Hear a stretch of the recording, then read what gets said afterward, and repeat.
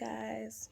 So in this video, I am going to give you guys the biggest takeaways, money saving hacks of our trip to Disney World. And the biggest takeaway that I received in Disney World will ultimately surprise you guys. So first things first, the good and the bad thing about it is we all know Disney World is expensive, like crazy, crazy expensive. But the good thing about it is they let you pay on it for up to a year, I believe, maybe even longer. So we put this deposit down literally maybe a few weeks after Caleb was born. So we've been paying on it for a year now. So any extra money here and there, we were able to kind of put towards the trip. So that is definitely tip number one. Um, is to just pay it off as you go. Now with COVID, a lot of things have changed with Disney. A lot of can't just go to any park. You have to reserve which park, which day you're going. Um, that was a good thing and a bad thing. So when we went to Epcot specifically, um, it there's some rides there, but there wasn't a ton of rides that we were interested in riding. Um, and we were there just kind of moseying around. So we didn't have the option of, hey, let's leave and go to a different park, or, I don't really want to be here for that long. Maybe we can come back later. Um, it was one of those things where it was just like, you kind of gotta make do with what you make do. Luckily enough, the biggest thing that I recommend for people to do is to look at all of the rides, all of the attractions that come with the park that you're going to. Pick and choose what you really, really have to ride and what you really just like, I don't need to ride that, or, my kids aren't gonna have the best fun out of it. So I personally did not pay. I know that they offer the Genie Plus services. I didn't pay extra money to have Genie Plus on that day, to have any fast passes or any extra rides, because none of those rides I was like die hard needing to ride. I was willing to wait. Luckily enough for us, Epcot was pretty slow paced, so the lines were not terrible at all. Maybe 20-30 minutes the top wait we had. But other than that, Magic Kingdom for sure. Wake up earlier if you can and try to pay for the fast pass.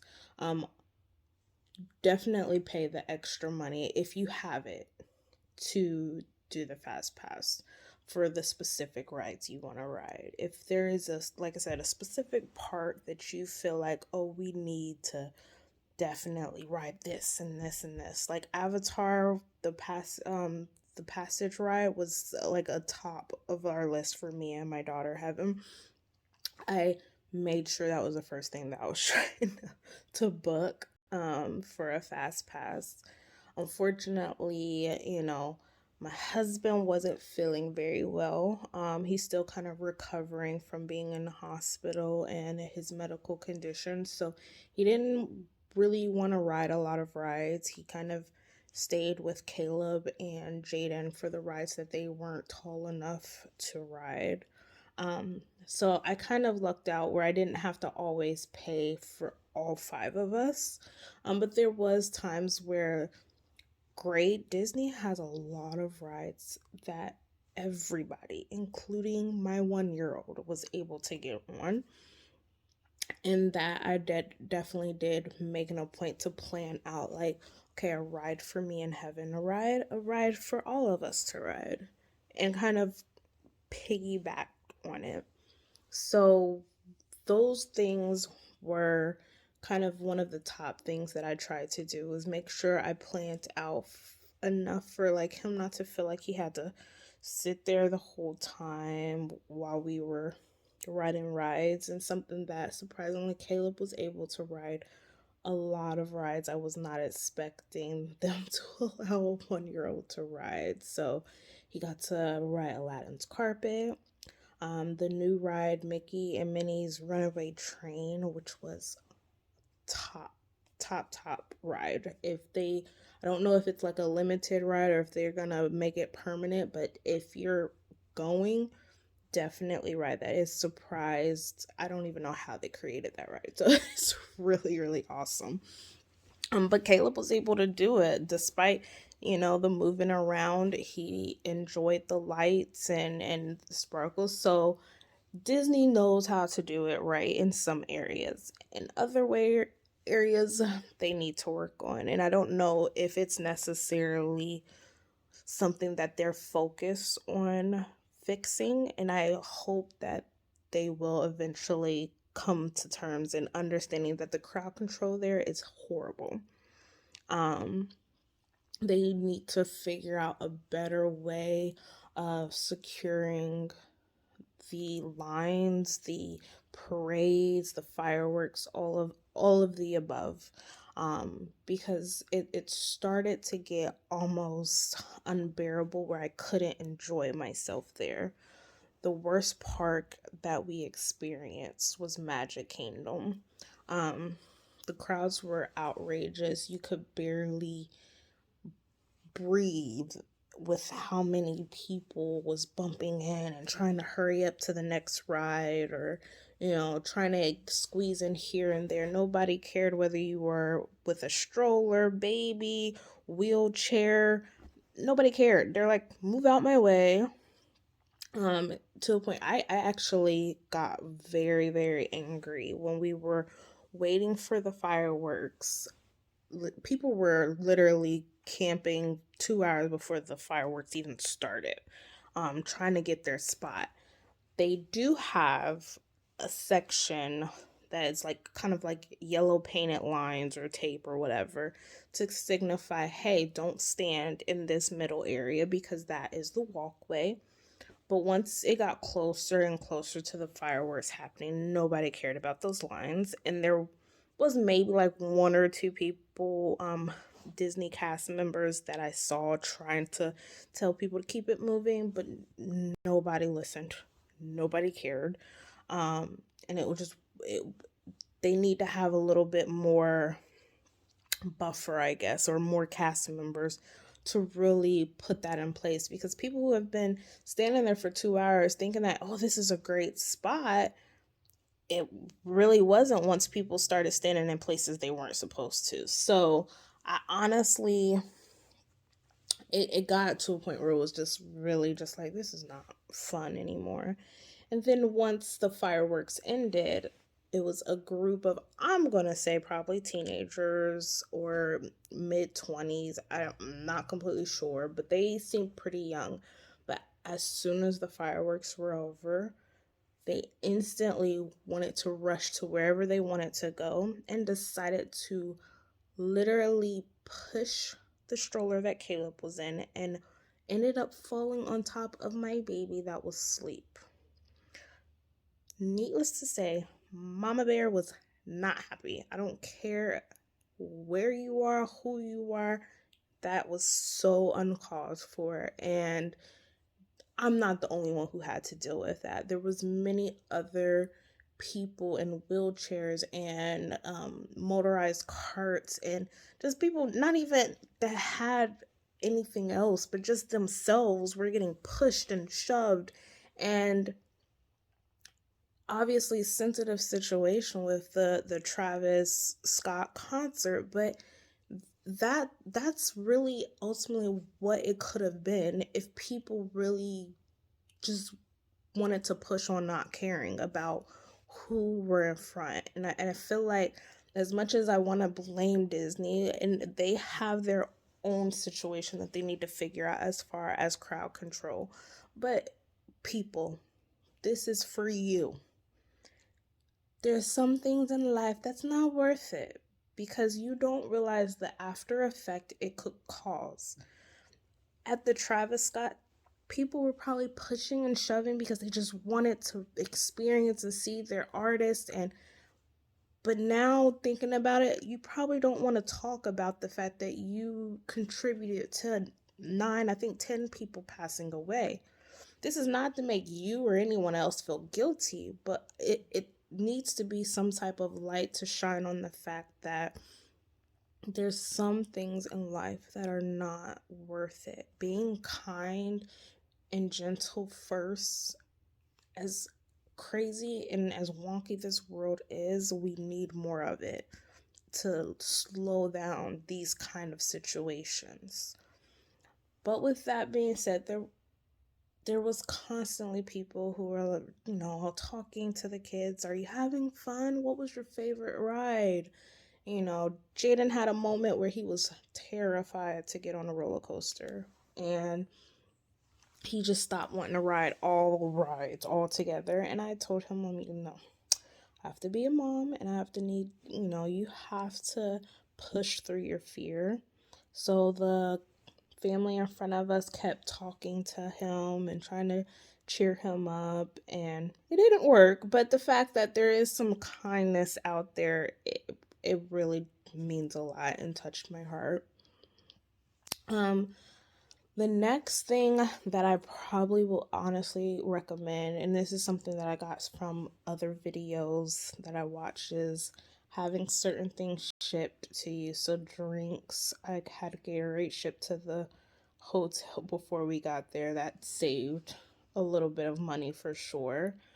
I was able to ship some things that I didn't need, that I thought I did, like ponchos. It ended up not really raining down there, so I didn't need the ponchos. But that is a really good tip that I got from other videos, is if you don't feel like packing it, ship it there. You know, Amazon can ship chips and drinks and everything, whereas chips and water, I think the highest amount for the water was like $5. Insane. I'm not paying $5 for some water. So lucky enough, when you can get those things shipped there, that was pretty awesome. And setting a little bit of a budget for your kids, that's something that we didn't do, that we should have. They just constantly was like, I want to do, I want to buy this, I want to buy that, I want to do. I'm like, golly, no more. Like, no more. We're not buying any more crap. Buy it somewhere else. Some of the justification for some of this stuff is just like ridiculous. I get it's Disney World, but yeah, come on. We don't need to do all of that. When you're standing in line, I did see a lot of people playing games, like the heads up game that I think Ellen DeGeneres created. That was really awesome, seeing families do that to pass some time. But one of the things that I highly recommend, and this is kind of backwards to how I started the video, is don't plan too much. Best thing that I feel like we did is, like, when reserving your dining reservations, you tend to think, okay, I need to figure out breakfast, lunch, dinner, or lunch, dinner, or breakfast and dinner. Like, just plan out one dining, whatever you want it to be. So I wanted to end our evening sitting together eating a meal.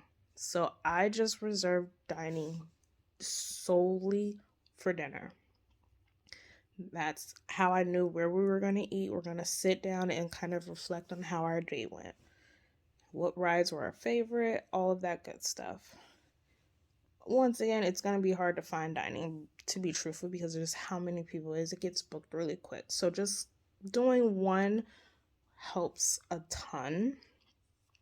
And also, it lets you kind of let the rest of your day be really just smooth, kind of figuring out. They have a lot of mobile ordering, which was really awesome, and quick bites. We can eat as we go. We can eat in the lines. We can kind of maneuver that way without feeling like well, we got to hurry up to the dining reservation. We have to hurry up to this ride or we're going to be late.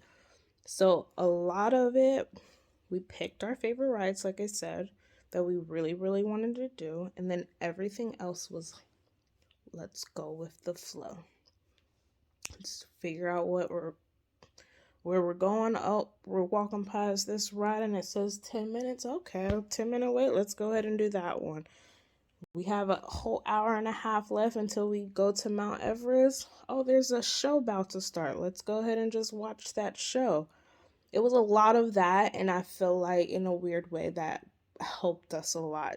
We were able to do majority of every ride that we wanted to.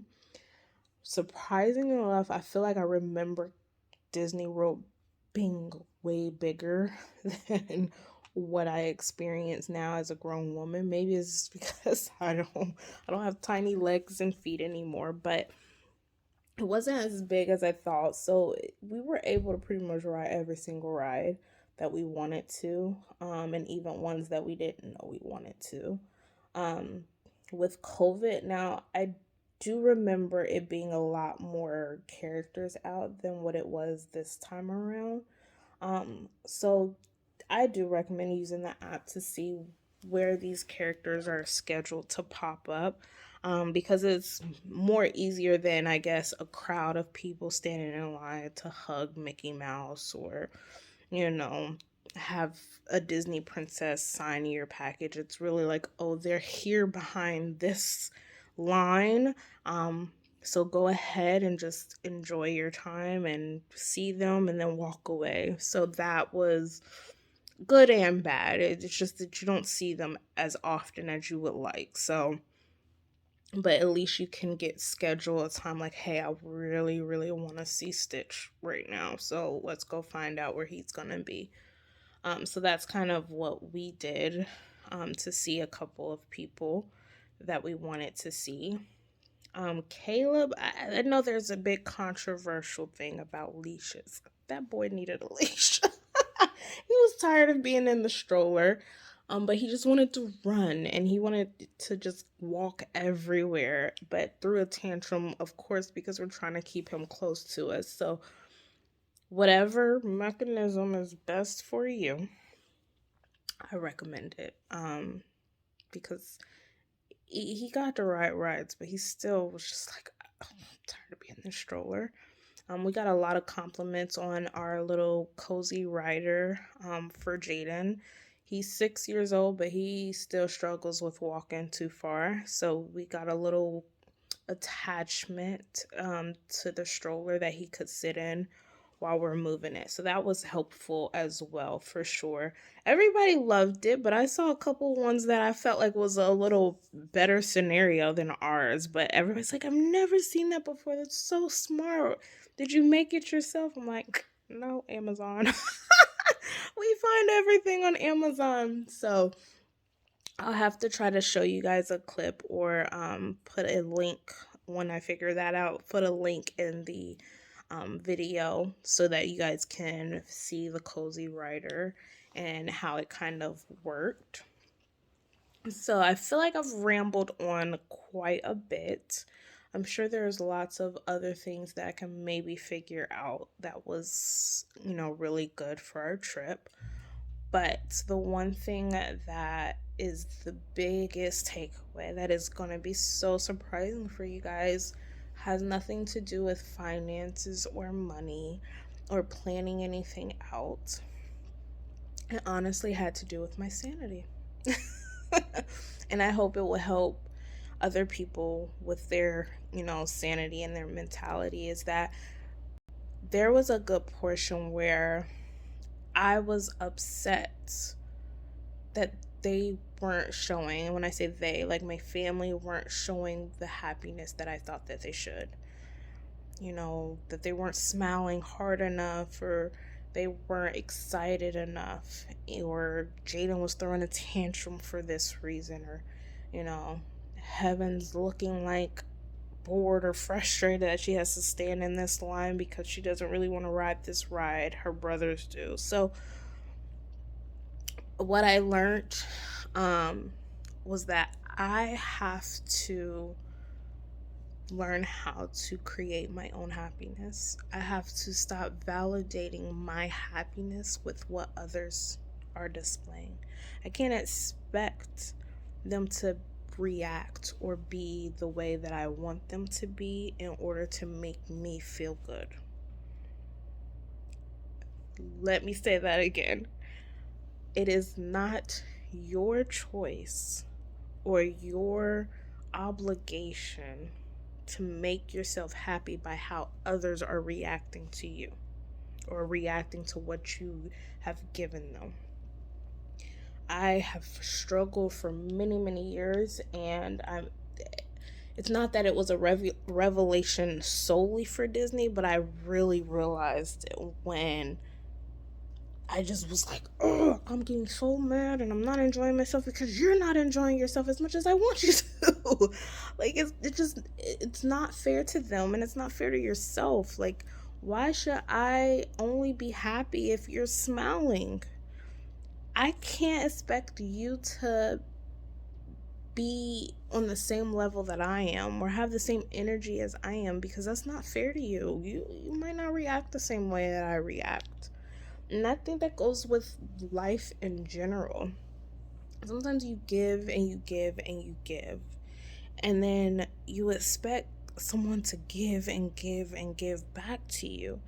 And unfortunately, newsflash, 90% of the time they're not. You know, you can love someone and care somebody and want to give, but you have to give it because you expect absolutely nothing from them.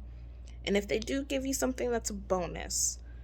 But to live your life expecting for thank yous and I love it and you're so awesome and this is the best thing in the world, you're gonna be really, really struggling for a long time in your life. And I really hope that takeaway that I got from Disney World, from Mickey, is something that I can really carry on to fix about in my life, is that I solely do stuff because I care, I love, I want my kids to be happy, but I can no longer live and wait for them or for my husband or for any other friend or family member. I can love them, I can want to do things for them, but I can't allow them to dictate my happiness anymore. I have to create it on my own. So, just, I hope that helps a little bit on a good reflection for sure. Happiness is something you create for yourself. It's not something you have to earn or you have to work for. It's just something that you can create for yourself. And anybody who wants or chooses to be a part of that is awesome.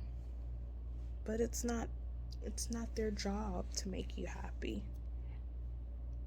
And usually they're gonna, if you're leaving it to somebody else to make you happy, they're gonna disappoint you.